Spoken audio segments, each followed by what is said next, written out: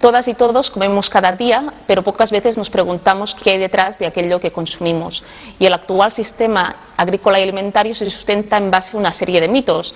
Nos dicen que el actual modelo de producción de alimentos es el mejor de los posibles, que acaba con el hambre en el mundo, que satisface nuestras necesidades alimentarias, pero de hecho todo esto es mentira. Y es importante analizar en detalle la cara oculta de este sistema agrícola y alimentario que a menudo nos esconden. En primer lugar, hoy se producen más alimentos que nunca en la historia. De hecho, la producción de alimentos se ha multiplicado por 3 desde los años 60, mientras que la población mundial tan solo se ha duplicado. Por lo tanto, hoy tendría que haber suficiente comida para todo el mundo. Pero la realidad es otra muy distinta. La realidad es que hoy, más que nunca en la historia, hay gente que pasa hambre, 1 de cada 7 habitantes en el planeta. ¿Y por qué sucede esto?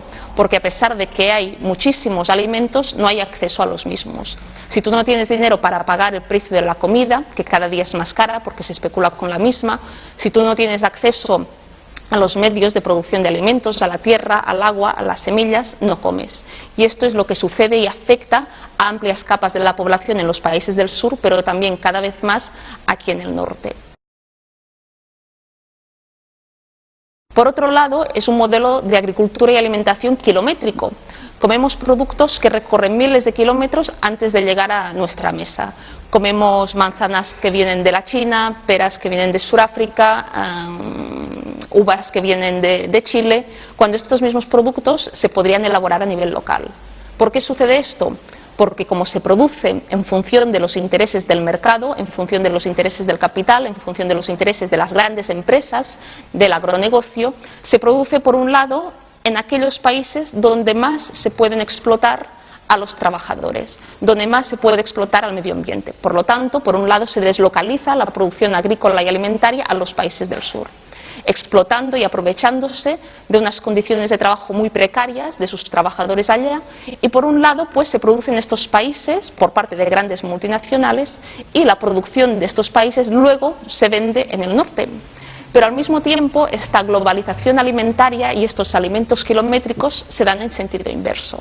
También se produce masivamente en el norte para luego venderlo en el sur. ¿Por qué? Porque por un lado tenemos a las subvenciones a la agricultura y a la alimentación por parte de la PAC, la Política Agrícola Comunitaria en Europa, que subvenciona a los grandes terratenientes, a la gran agroindustria. Tenemos que tener en cuenta que, por ejemplo, la señora duquesa de Alba es una de las campesinas, entre comillas, más subvencionadas, y esta señora de campesina no tiene nada. Por lo tanto, se dan subvenciones a los terratenientes, a los empresarios de la agricultura, para que por un lado produzcan determinados alimentos sin tener en cuenta si aquí los podemos consumir.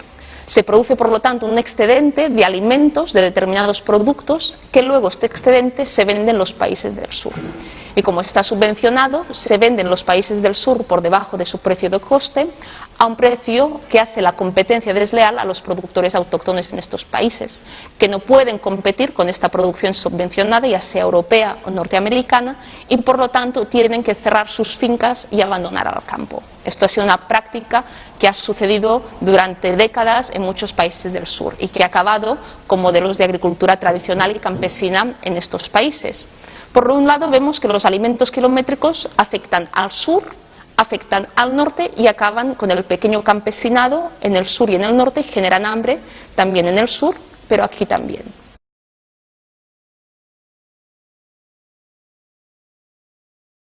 En tercer lugar, es un modelo de agricultura y alimentación que acaba con la agrodiversidad.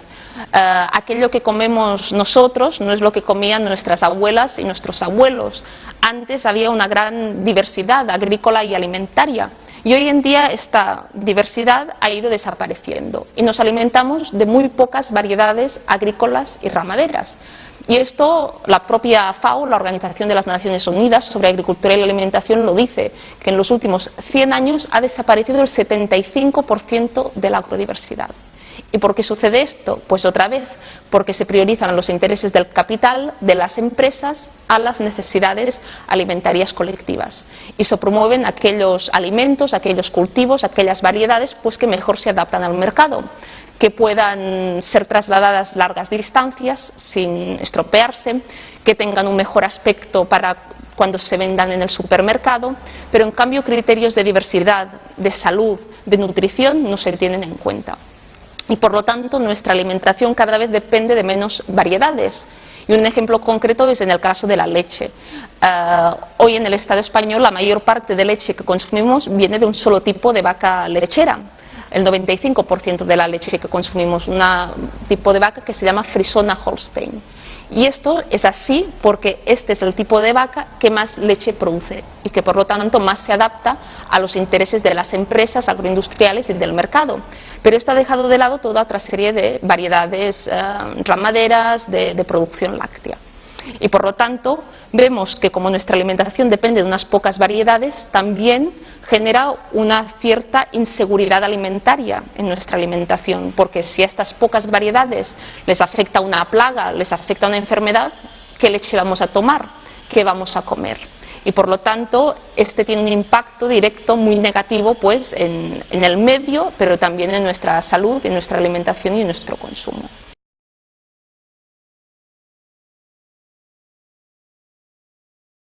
Y otro elemento negativo de este modelo agrícola alimentario es que no solo acaba con la agrodiversidad, sino que también acaba con aquellos y aquellas que trabajan en el campo, acaba con el campesinado. Hoy en día, por ejemplo, en el Estado español, tan solo el 5% de la población activa es campesina. Cada día desaparecen decenas de fincas campesinas en toda Europa. ¿Por qué? Porque no pueden competir con la agroindustria, con los supermercados, y hoy en día la renta agraria es tan solo un 55% de la renta general. Hay un empobrecimiento del campesinado. Y nos tenemos que preguntar que si el campesinado desaparece, ¿en manos de quién está nuestra alimentación? ¿Quién nos pone el plato en la mesa? ¿Quién nos da de comer? Y está claro que si los campesinos y campesinas ya no están, quien determina aquello que comemos son un puñado de empresas de la agroindustria que monopolizan toda la cadena agrícola alimentaria. Son empresas como Monsanto, como Cargill, son empresas como Kraft, Nestlé, Carrefour, Mercadona, Eroski, Corte Inglés, etcétera, etcétera. Y está claro que si nuestra alimentación depende de estas empresas, es obvio que nuestra seguridad alimentaria no está garantizada, porque estas empresas lo único que quieren es hacer negocio con los alimentos. No quieren darnos de comer, sino que quieren ganar dinero y especular con la comida. Y esto genera hoy hambre en el mundo. Para acabar, otro elemento negativo de este sistema agrícola alimentario es que es un sistema que nos enferma. Cada vez hay más enfermedades vinculadas a aquello que comemos, enfermedades de alergias vinculadas a la obesidad, al sobrepeso, y vemos que en la medida en que cada vez comemos más productos con altas dosis de fitosanitarios, de transgénicos, que se les aplica sistemáticamente pesticidas, con productos potenciadores de su sabor, esto tiene un impacto negativo en nuestra salud, porque somos aquello que comemos. Y por lo tanto, esto también afecta muy negativamente en nuestro bienestar. Y es interesante e importante reflexionar sobre esta cara oculta del modelo agrícola alimentario, porque cuando nos dicen que es el mejor de los posibles es falso. Vemos que genera hambre, que genera desigualdades, que genera la pérdida de agrodiversidad, genera la pérdida del campesinado, de aquellos y aquellas que cuidan de nuestras tierras, nos enferma, y por lo tanto es un modelo agrícola alimentario muy negativo con el territorio, con los consumidores y con el campesinado. Y es fundamental plantearnos otro modelo de consumo, otro modelo de producción, distribución y consumo de alimentos que anteponga las necesidades colectivas a los intereses de un puñado de empresas multinacionales de la agroindustria que solo quieren hacer negocio con la comida. Y por lo tanto es fundamental avanzar hacia otro modelo de agricultura y otro modelo de alimentación.